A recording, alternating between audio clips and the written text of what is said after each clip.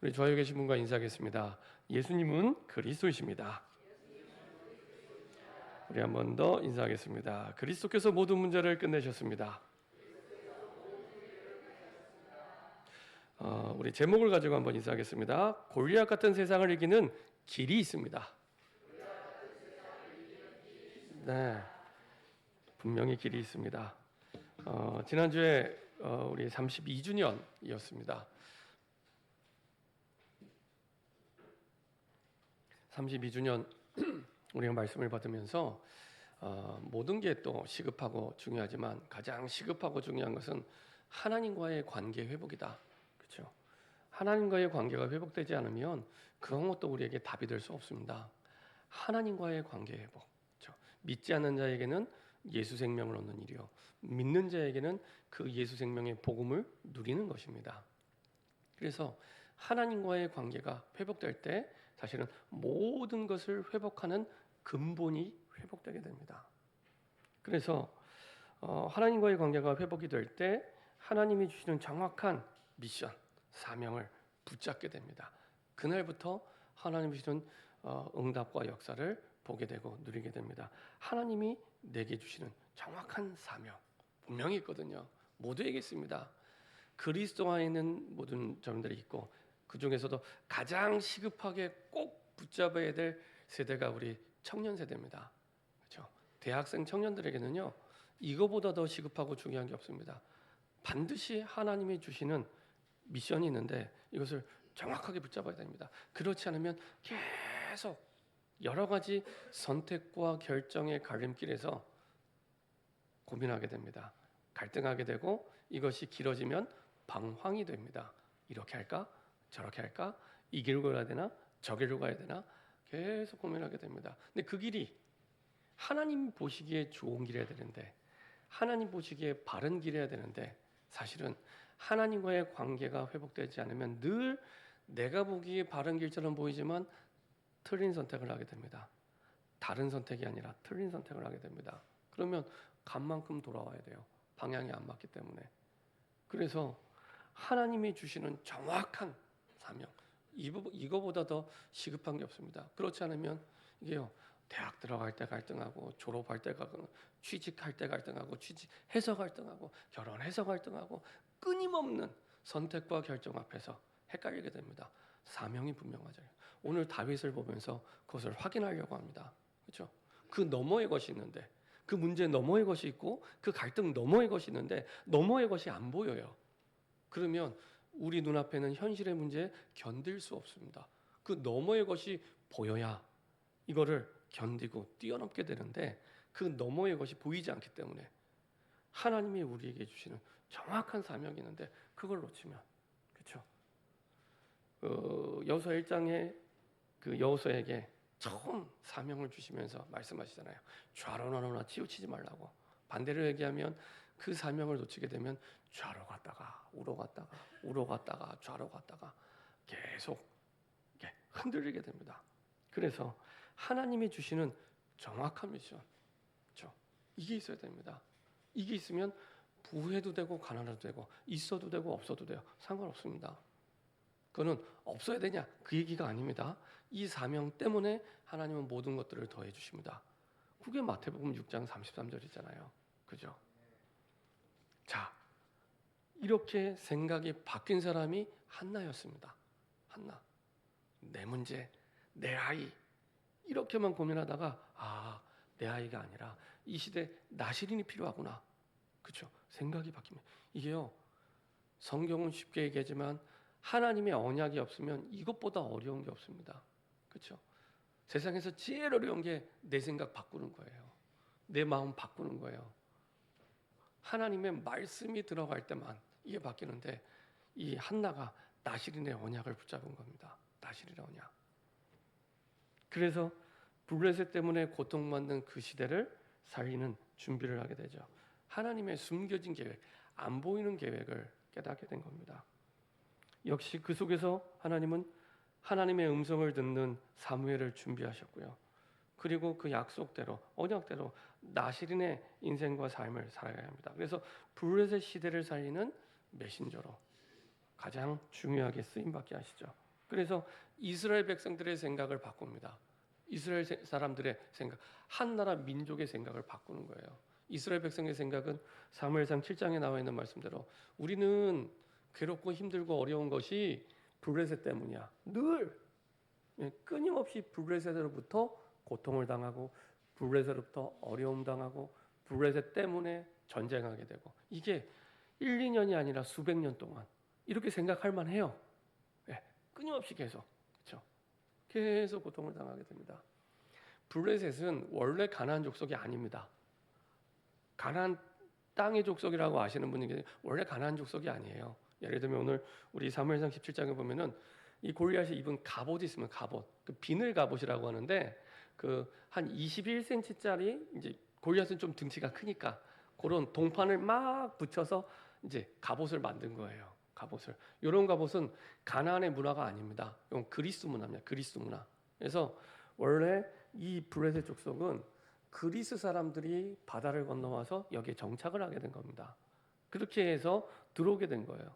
이스라엘 백성이 들어올 때쯤에 같이 비슷한 시기에. 근데 이제 시간이 흘러가니까 인구가 많아지잖아요. 많아지니까 땅이 많이 필요하잖아요. 그러면 가서 뺏어야 되는 거예요. 살아남기 위해서는 전쟁하고 뺏어오고 차지하고 이런 상황입니다. 그래서 원래 가나안 족속이 아니라 그래서 오늘 다윗이 말하자면 이 할례 받지 않은 이 민족 아니면 그 당시에 이스라엘 민족 말고도 가나안 땅에 그 사는 족속들은 할례 문화가 있었어요. 물론 여기서는 그 하나님의 백성과 아닌 백성을 구분하는 말이지만 이 그리스 사람들은 할례 문화 자체가 없어요. 그 문화 자체가 없습니다. 그러니까 이 블레셋 족속이 어떤 민족인지 다윗이 잘 알고 있는 거죠. 이 블레셋 사람들 오랫동안 괴롭히는. 그래서 이 블레셋 때문에 나는 힘들어. 우리가 그렇게 생각할 수 있습니다. 오랫동안 질병이 있으면 난 이 질병 때문에 힘들어. 이 질병 때문에 어려워. 이 질병만 없으면 난 살아날 것 같아. 행복할 것 같아. 이렇게 생각할 수 있고요. 어떤 분은 이게 경제가 될 수도 있고 어떤 분은 자녀가 될 수도 있고요. 아니면 나를 힘들게 하는 가문이 될 수 있고 가족이 될 수 있습니다. 근데 그게 아니란 얘기입니다. 사무엘이 그 생각을 바꾼 거고 다윗이 그것을 증명한 겁니다. 그렇죠? 그게 아니란 겁니다. 그 생각을 바꾼 거예요. 근데 우리 입으로는 바꿀 수 없죠. 하나님의 마음으로 바꾸라. 이새가요, 이 다윗을 어떻게 교육시키냐? 하나님의 마음에 합한 사람으로. 하나님의 마음에 합한 사람으로. 그래서 하나님의 마음에 합한 다윗을 통해 하나님은 하나님의 모든 뜻을 이루시죠. 그게 사도행전 13장 22절입니다. 그렇죠? 하나님의 마음에 합한 사람. 그래서 하나님의 뜻을 이루고 성령의 기름 부음 받게 됩니다. 우리에게 주신 정확한 언약을 확인할 때 바꿀 수 없는 내 마음이 바뀌어지게 되고요. 바뀌지 않은 내 생각이 그때 바뀌어집니다. 나는 내 마음 생각 못 바꿔요. 그걸 인정하고 시작하셔야 됩니다. 나는 내 인생에 내가 주인이 아니기 때문에. 그렇죠? 나는 내 인생의 주인이 아닙니다. 주인은 마음대로 할 수 있어야 주인이잖아요. 절대 못 바꿉니다. 다른 사람의 마음 생각도 내 자녀의 마음 생각도 못 바꿔요. 마찬가지로 내 자신의 마음 생각도 내 마음대로 못 바꿉니다. 그래서 하나님의 은혜가 필요하고 하나님의 말씀이 필요합니다. 하나님의 말씀이 우리의 마음에 담길 때 마음이 바뀝니다.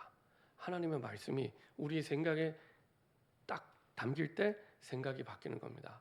말씀이 내 마음을 바꾸는 거고요. 말씀이 내 생각을 바꿉니다. 그렇죠? 그것을 통해서 하나님이 가장 바른 기준을, 방향을, 미래를 보게 하십니다. 이 축복 속에 있을 때 우리 자녀에게도 사실은 가장 중요한 사명을 전달할 수 있습니다. 네가 이 땅에 왜 살아야 되는지, 그렇죠? 왜 이렇게 열심히 학교에 다니고 학원에 다니면서 공부를 해야 되고 이렇게 열심히 직장에 다니면서 돈을 벌어야 되는지. 많은 사람들이 왜가 없어요. 왜가 없습니다. 그냥 다녀요. 목적은 잘 살기 위해. 뭐가 잘 사는 건지 모르겠어요. 뭐가 하나님 보실 때 잘 사는 건지는 저는 잘 모르겠는데 잘 살기 위해 막 달려갑니다. 막 달려갑니다. 그래서 얘기해 주셔야 돼요. 왜 이렇게 열심히 하냐? 뭐 때문에 이렇게 열심히 하냐? 그렇죠? 정말 열심히 하잖아요, 우리 자녀들이. 이유를 알려줘야, 이유를 알려줘야 골리앗 같은 세상을 이기게 됩니다. 골리앗 같은 세상을 이기게 됩니다. 그렇죠? 자, 다윗은 이 골리앗 같은 세상을 이기는 길이 무엇인지를 분명히 보여줬습니다. 증인이죠. 그래서 블레셋 때문에 고통당하는, 오랫동안 몇백 년 동안 블레셋 때문에 고통당했던 이 이스라엘 백성들에게 분명한 승리와 응답과 정복을 보여주죠. 어떻게 정복하는지. 그렇죠? 첫 번째로 싸움에 대한 이해가 바뀌어야 됩니다. 골리앗과의 싸움은 현실이지만 현실 싸움이 아니라 현실 싸움 이전에 영적 싸움입니다. 그렇죠? 그래서 육신적인 능력으로 바꿀 수 없습니다. 영적 싸움이라니까요. 영적 싸움이기 때문에 육신적인 노력으로는 이길 수 없습니다. 영적 싸움이기 때문에. 그렇죠? 근데 많은 사람들은 싸울 때 육신만 생각하지 영적인 계산을 안 해요. 사실은. 그래서 어려운 겁니다. 영적으로 계산이 돼야 되는데 그 계산이 없어요. 눈에 보이는 현실, 느끼는 대로, 보여지는 대로, 생각하는 대로 판단을 합니다. 그래서 어려운 겁니다. 골리앗의 싸움은 육신적인 싸움 이전에 영적 싸움입니다. 그렇죠? 그래서 블레셋의 신들과 이스라엘의 하나님과의 싸움이죠. 싸움의 상대가 안 되지만, 자, 우리 17장 26절 같이 한번 합독하겠습니다.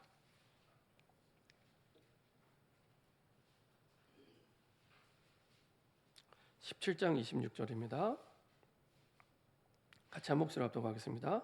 다윗이 곁에 서 있는 사람들에게 말하여 이르되 이 블레셋 사람을 죽여 이스라엘의 치욕을 제거하는 사람에게는 어떠한 대우를 하겠느냐? 이 할례 받지 않은 블레셋 사람이 누구이기에 살아계시는 하나님의 군대를 모욕하겠느냐?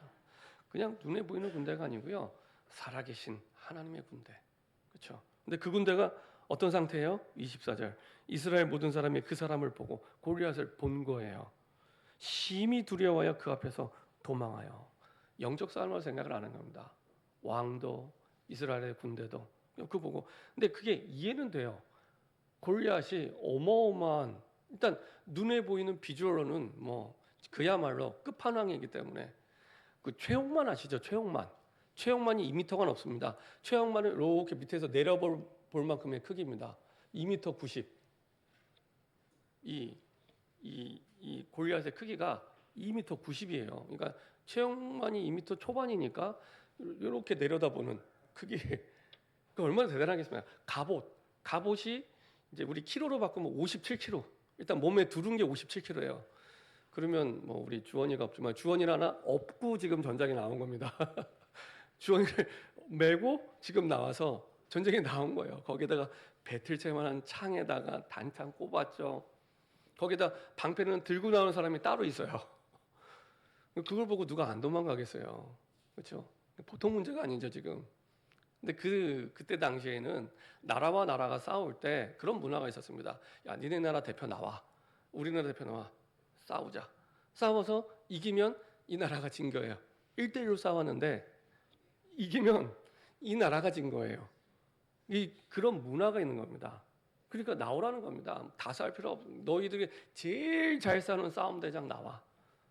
나 여기 있어 하고 나온 겁니다. 2m 90짜리가 57kg의 갑옷을 입고, 그리고 배틀차 같은 창을 들고, 그리고 방패는 드는 사람이 따로 있고, 누가 나가서 싸우겠습니까? 다 도망간 거예요. 10절에 11절에는 사울과 온 이스라엘 블레셋 사람의 이 말을 듣고 놀라 크게 두려워하니라. 아직 이제 듣기만 하고 못 본 상태. 그리고 골리앗을 보니까 이제는 확실하게 두려움이 덮친 겁니다. 완전히 흑암이 덮인 겁니다. 이스라엘 모든 사람이 그 사람을 보고 본 거죠. 심히 두려워하여 그 앞에서 도망하여. 누가 싸우겠습니까? 심지어 왕이 얘기하잖아요. 야, 나가서 저랑 싸워서 이기면 내 딸 줄게. 내 딸 줄게.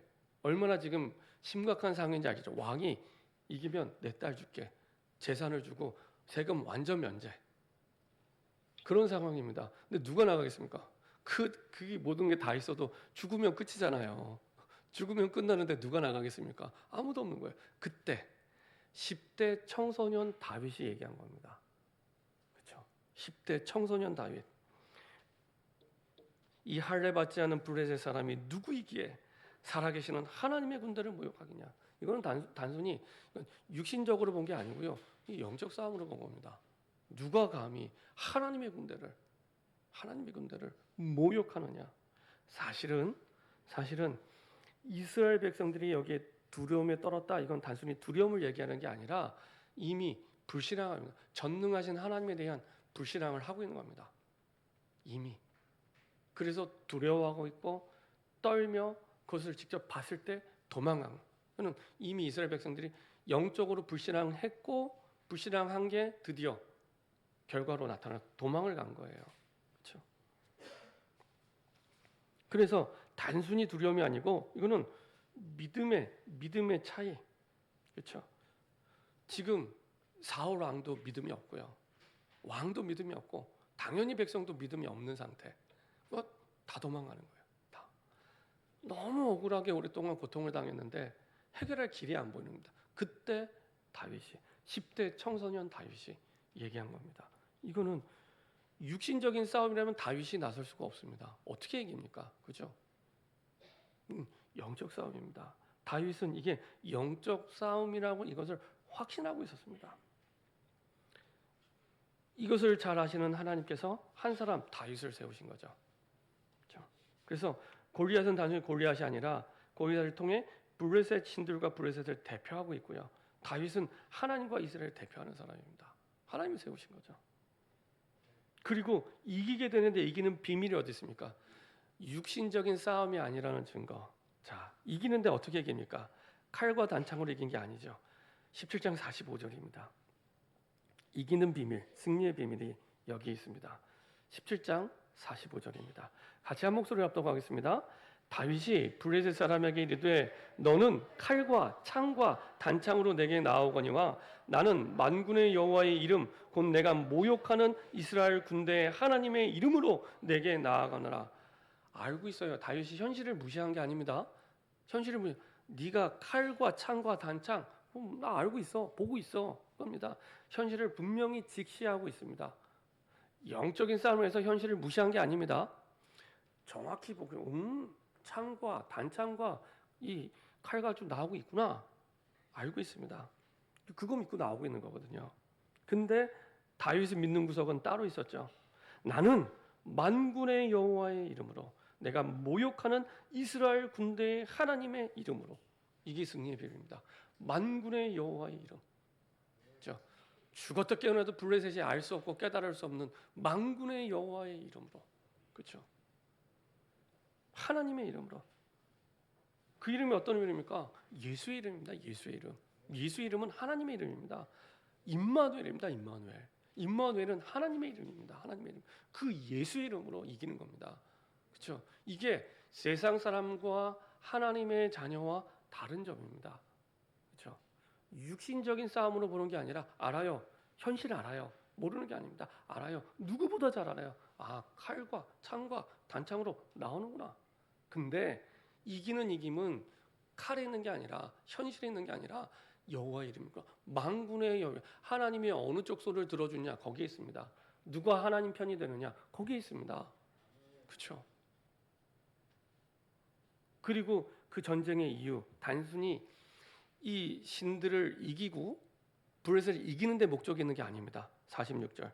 오늘 여호와께서 너를 내 손에 넘기시리니 내가 너를 쳐서 내 목을 베고. 지금 10대 청소년이 하는 얘기입니다.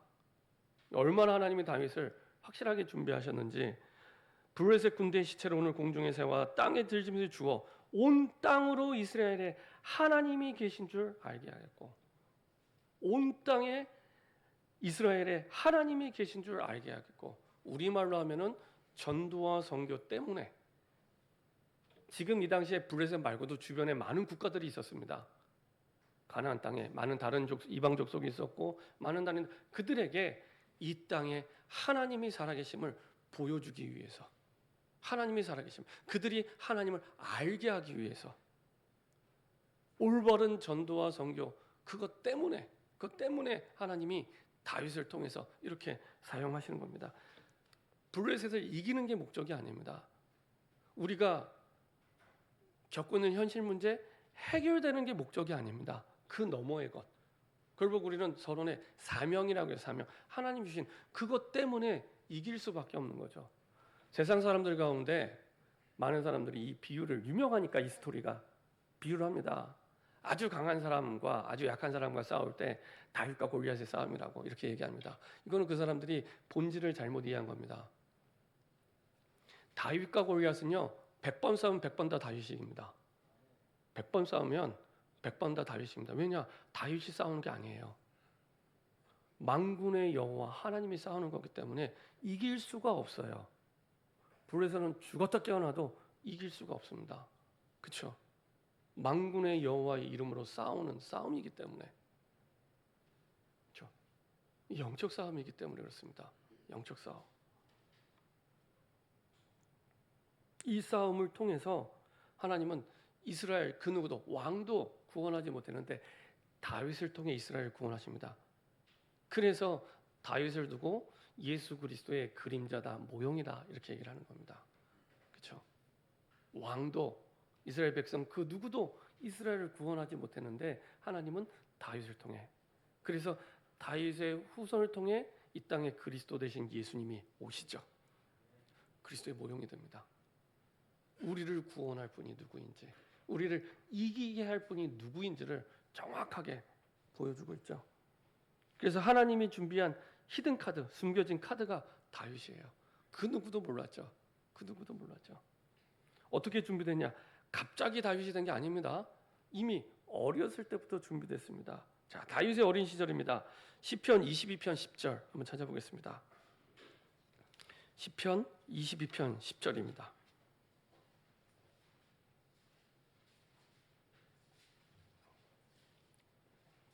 다윗의 시편인데요. 시편 22편 10절입니다.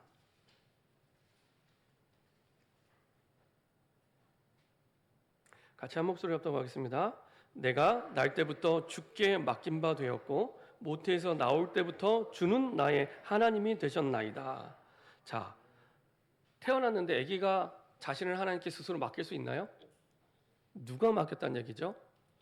이새가 맡겼다는 얘기입니다. 이새가 내 자녀를 내 거 이렇게 생각한 게 아니라 내가 날 때부터 주께 맡긴 바 되었고 이새가 맡긴 겁니다. 우리의 자녀를 하나님께 맡기고 시작하시기 바랍니다. 내 자녀가 아닌 내 거, 내 자녀는 내 거가 아니라 하나님 것. 그렇죠? 한나가 그렇게 시작을 했죠. 사무엘을 그렇게 맡기고 시작을 했습니다. 이새가 다윗을 그렇게 맡겼습니다. 모태에서 나올 때부터 주는 나의 하나님이 되셨나이다. 스스로 어떻게 이런 믿음을 가져요? 그런 믿음 속에서 이 다윗이 태어나게 된 겁니다. 그렇죠? 자, 시편 78편 70절에서 72절. 다윗의 어린 시절, 청소년 시절의 삶의 모습이 나타나 있습니다.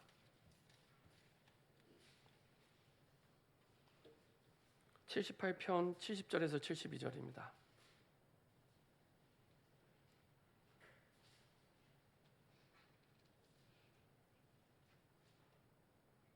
같이 한 목소리 합독하겠습니다. 또 그의 종 다윗을 택하시되 양의 우리에서 취하시며 저장을 지키는 중에서 그를 이끌어내사 그의 백성인 야곱 그의 소인 이스라엘을 기르게 하셨더니 이에 그가 그들을 자기 마음의 완전함으로 기르고 그의 손의 능숙함으로 그들을 지도하였더라.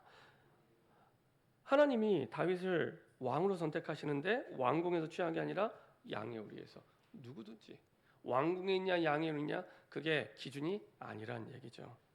전향을 지키는 게 그를 이끌어내사 그의 백성인 야곱 그의 소인 이스라엘을 기르게 하셨더니, 다윗이 목동에서 양을 기를 때 단순히 양을 기른 게 아니라 다윗은 양을 길렀죠, 현실은. 근데 하나님은 이미 그때 이스라엘을 기를 수 있는 준비를 시킵니다. 이스라엘을 기르는 준비를 시킵니다. 이때 이미. 그렇죠? 그래서 다윗이 목동 때 하나님과 늘 소통하고 기도하고 그 속에서 나온 작품으로 하나님께 영광 돌리고.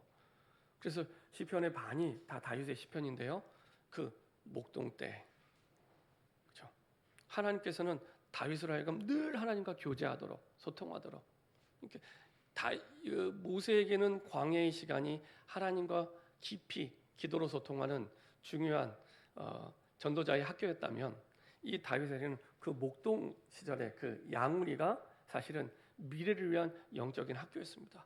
미래를 위한 영적인 전도 학교였습니다. 이때 다. 그래서 우리 아이들에게 지금 뭐가 들어가냐가 너무너무 중요합니다. 이때 들어가야 돼요. 이때 말씀도 암송하고, 이때 말씀도 묵상하고, 그렇죠? 이때 말씀이 성취되는구나. 체험도 되고, 지식으로만 하는 게 아니라 확인이 되고 체험이 되도록, 그렇죠? 이에 그가 그들을 자기의 마음의 완전함으로 기르고 그 손에 능숙함으로 그들을 지도하였도다. 마음의 완전함과 손의 능숙함이 이때 준비됐죠. 이때 이미 하나님은 이 하나님을 향해서 준비될 수 있는 영성이 준비됐고요. 영성 속에서 하나님의 뜻을 분별한 지성이 준비되는 겁니다. 그렇죠? 영성과 지성이 아니라 영성 속에서, 우선순위가 분명해야 됩니다. 영성 속에서 하나님의 뜻을 분별하는 지성이 준비된 겁니다. 그리고 나머지 응답들이 이 하나님의 뜻을 이루기 위해서 따라오는 거죠. 그 모든 힘들이, 그렇죠? 순서를 분명히 해야 됩니다. 그래서 이미 다윗의 청소년 시절은 영적 서밋이었어요. 영적 서밋. 사무엘상 16장 13절에 성령의 기름 부음 받는 시간, 체험이 있었고요. 그래서 다윗의 인생은 이 기름 부음 이전과 이후로 완전히 나누게 됩니다. 우리가 잘 아는 모든 역사와 응답은 이 시간 이후에 다 나타나는 겁니다. 이 앞 시간 때는 별로 내용이 없어요, 다윗이. 근데 이 시간 이후로 그 말은 하나님이 그 부분을 강조하고 있는 겁니다. 그리고 사무엘상 16장 23절 한번 보도록 하겠습니다. 다윗이 10대 때 체험을 한 겁니다. 사무엘상 16장 23절입니다.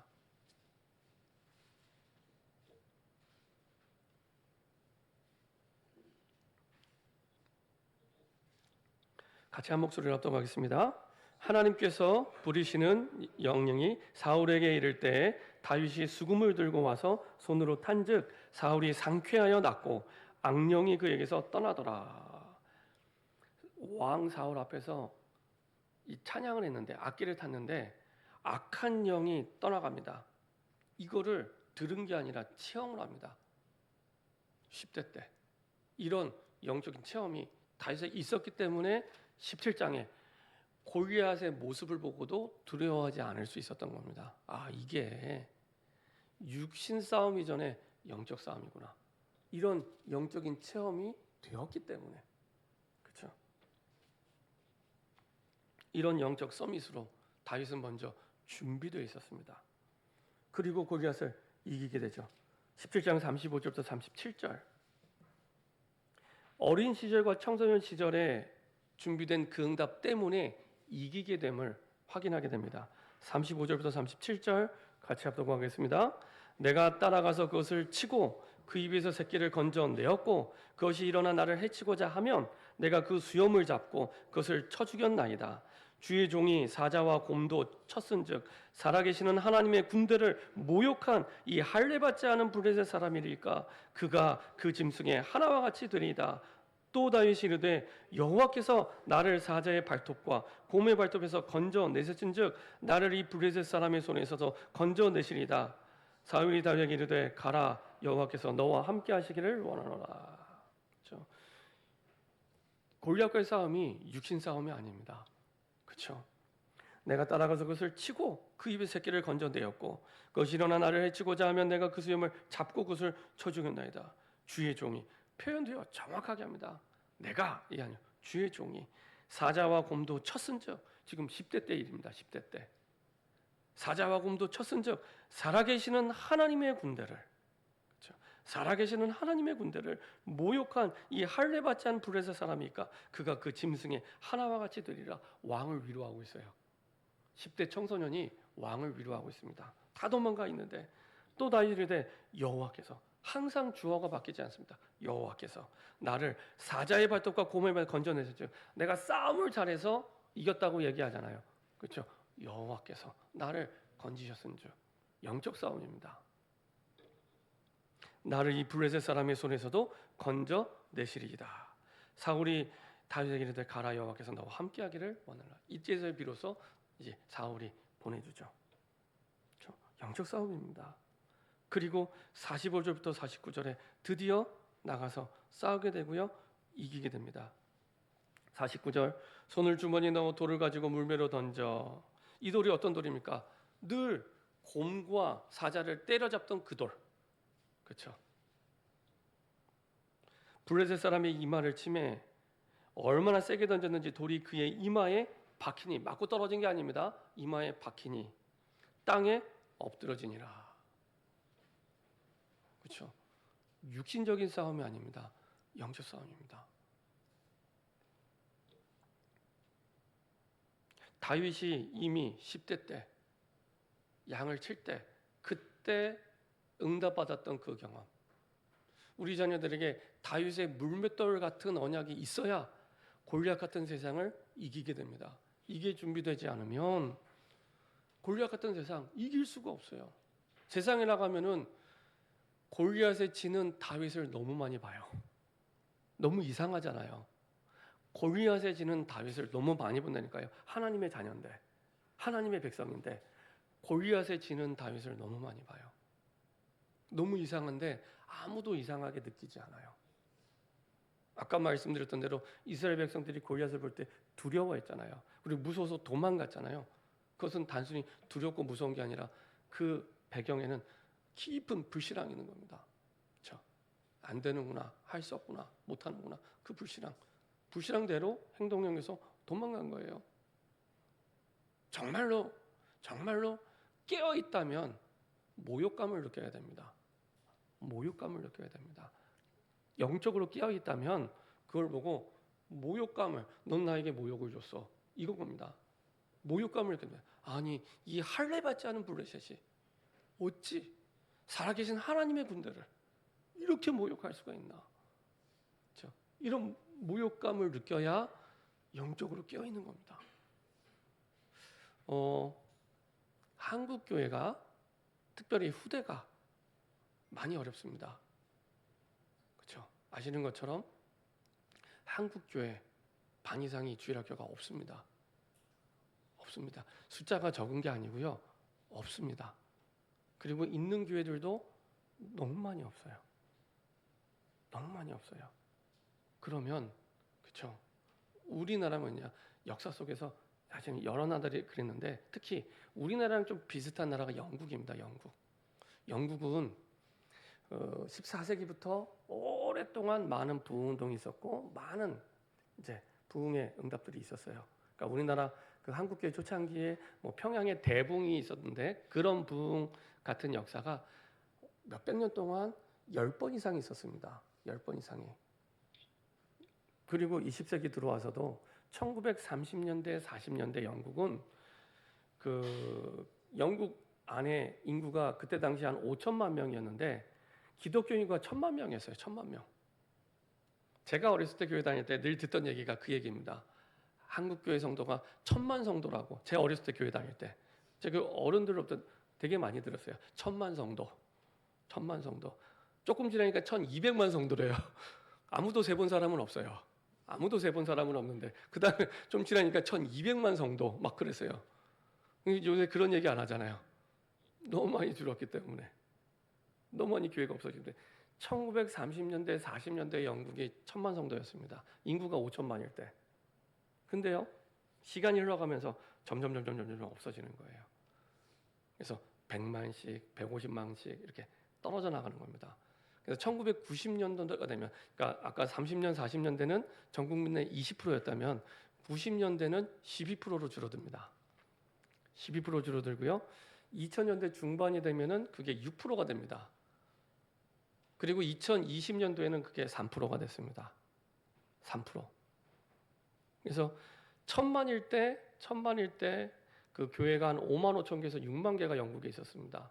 지금은 1만 5천 개밖에 없고요. 그나마 그것도 진작에 없어져야 되는데 건물이 너무 오래돼서 함부로 법으로 없앨 수 없기 때문에 그 안에 뭐 술집, 뭐 그다음에 레스토랑 가게로 바뀌어지는, 심하게는 우상의 신전이 들어가 있는, 이미 그것도 오래됐어요. 이미 그것도 오래됐습니다. 그래서 100명 중에 3명 교회 다니는, 예수 믿는 게 아니라 교회 다니는, 영접이 됐는지 안 됐는지 몰라요. 교회 다니는 그게 3명. 10대에서 20대는 더 심각합니다. 10대에서 20대. 1000명 중에 3명입니다. 1000명 중에 3명. 0.3%. 어른들이 3%인데 그 3%도 나이 드신 분들이 대부분이에요. 그리고 10대에서 20대는 1000명 중에 3명입니다. 우리나라가 근데 그대로 따라가고 있습니다. 우리나라 10대 복음화율이 5%가 안 돼요. 지금 3%, 4%입니다. 그렇죠? 그대로 따라가고 있습니다. 이쯤 되면 다윗이 느꼈던 감정을 느껴야 됩니다. 모욕감을 느껴야 돼요. 아니, 우리 하나님 자녀가, 하나님 백성이 세상에 나가서 저 골리앗 같은 세상에 하나님의 백성이라고 다윗처럼 길러냈는데 세상에 내보냈는데 골리앗 같은 세상에 판판이 지는 거예요. 계속 지는 거예요. 계속 무너지는 거예요. 근데 그걸 우리가 오랫동안 봐왔어요. 그러면 우리가 다윗 같은 모욕감을 느껴야 되는 겁니다. 야, 이게 무슨 일이냐 도대체. 살아계신 하나님의 백성이 어떻게 세상에 나가서 이럴 수가 있냐. 성경에 없었던 골리앗이 다윗을 이기는 이런 이상한 세상이 되는데 아무도 그런 느낌이 없어요. 그렇죠? 그걸 보고 불신앙이라고 해요. 불신앙. 그렇죠? 그러면 그런 세상을 보고 우리는 계속 두려워해야 되고요. 무서워해야 되고요. 도망가야 되는 겁니다. 우리 후대는 더 어렵게, 더 힘들게 그 세상을 살아가야 되는 겁니다. 그렇죠? 뭘 안 하셔도 돼요. 야, 이럴 수가 있냐? 어떻게 하나님의 백성이? 이 느낌만 가져도 돼요. 어떻게 다윗 같은 언약의 백성이 이럴 수가 있냐? 그렇죠? 여기에서 시작이 됩니다. 여기에서.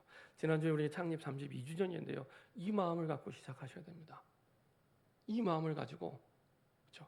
그래서 단순히 후대를 세워야겠다, 살려야겠다가 아니라 이 시대의 문제잖아요. 아이가 안 태어나잖아요. 전 그건 저주와 재앙이라고 생각이 됩니다. 그냥 인구가 감소되는 게 아니라 정말 저주와 재앙입니다. 그렇죠?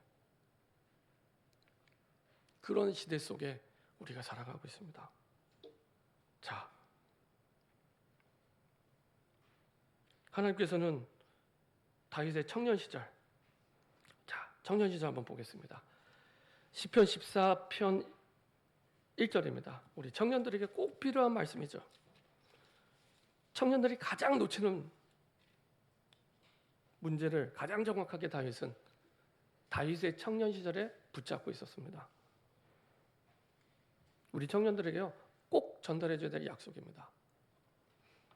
시편 14편 1절입니다. 같이 합독하겠습니다. 어리석은 자는 그의 마음에 이르기를 하나님이 없다 하는도다. 그들은 부패하고 그 행실이 가증하니 선을 행하는 자가 없도다. 하나님이 없다고 해요. 없다고 말은 하는데 없다고 삶을 살아가고 있어요.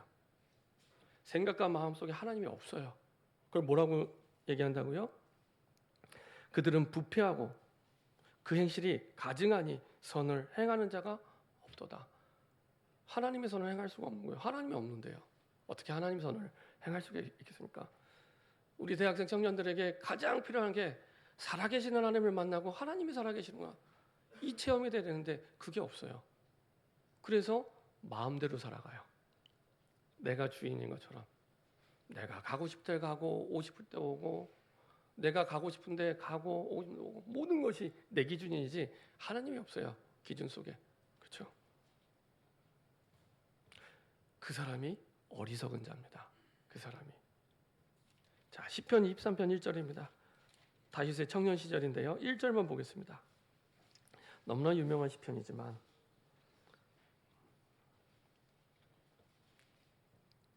1절만 같이 한 목소리로 합독하겠습니다. 여호와는 나의 목자시니 내게 부족함이 없으리로다. 아시잖아요. 청년 대학생 때는 모든 게 부족할 때잖아요. 내 위치가 정착되어 있는 것도 아니고 집이 있는 것도 아니고 아무것도 없잖아요. 그때입니다. 그때 여호와는 나의 목자시니 내게 부족함이 없으리로다. 주인이 바뀌었기 때문에 이미 영적인 서밋으로 준비되었고 하나님의 살아계심을 믿었기 때문에, 그렇죠? 그냥 믿은 게 아니라 진짜 믿었기 때문에. 그리고 드디어 약속대로 언약대로 왕이 되죠. 왕이 돼서도 많은 응답을 받았지만 세 가지. 첫 번째는 언약궤를 옮깁니다. 다윗의 중심이죠, 중심. 언약궤를 옮깁니다. 누구한테 배웠을까요? 사무엘한테. 사무엘 시대에 언약궤를 잃어버린 걸 알고 있었기 때문에 다윗에게 전달했죠. 늘 언약궤 곁에서 자란 그 사무엘이 다윗에게 이 언약을 전달한 겁니다. 언약궤를 다시 옮기고요. 그리고 나라를 강하게 하기 위해 다윗의 망대를 세웁니다. 망대. 그리고 성전을 준비합니다. 이 응답이 영원히 되도록 하나님의 성전을 준비하죠. 전에 이집트를 갔을 때도 느꼈지만 우리나라에는 교회가 구석구석 있다고 얘기하는데 이집트에는 구석구석 모슬렘 성전이 있거든요. 그러면서 이 모슬렘 성전이 세워지는 곳마다 그 지역의 문화를 다 바꿔버립니다. 그 지역에. 그래서 궁금하신 분들은 한남동에 가보시면 돼요. 한남동에 우리나라에서 가장 먼저 지어진 이슬람 사원이 있습니다.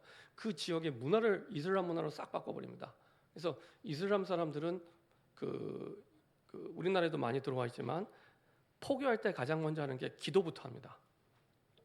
혼자 기도 안 합니다. 모여서 기도합니다. 모여서 같이. 그래서 기도처를 만듭니다. 그리고 어느 정도 시간이 되면은 성전을 짓기 시작합니다. 땅을 차지하고 성전을 짓게 합니다. 딱 그 지역의 랜드마크가 되게 돼요. 지역의 문화를 바꿔버립니다. 서서히. 그러면서 한 지역 한 지역씩 차지해 들어갑니다. 그렇죠? 근데 이슬람교뿐만 아니라 불교도 마찬가지입니다. 불교도 한 지역에 중요한 사찰이 들어가면 그 지역의 문화를 바꿔버립니다. 전에 경북 김천으로 전도 캠프를 간 적이 있는데 그 직지사라는 절 주변 옆에 있는 마을이었습니다. 한 100명 사는 마을인데 99명이 태어나서 70대가 될 때까지 교회를 가본 적이 없어요. 우리나라 얘기입니다. 우리나라. 태어나서 70대 될 때까지 교회를 가본 적이 없습니다. 한 명 교회 가봤어요. 한 명. 그 한 명은 외지에서 들어온 사람. 이분들은 주로 뭐하냐? 농사도 짓는데 주 수입원이 직지사라는 큰 절이 행사가 많아요. 그러다 보니까 거기 가서 품앗이를 합니다. 그러면서 일당을 받아요. 그게 아주 짭짤한 주 수입원이 됩니다. 그러면서 살아가요. 우상 문화 속에서 거기에 경제가 종속이 돼서 살아가게 됩니다. 마음에 정말로 전도와 선교를 위한 성전을 준비하셔야 됩니다. 준비하셔야 됩니다. 그리고 기도하셔야 됩니다.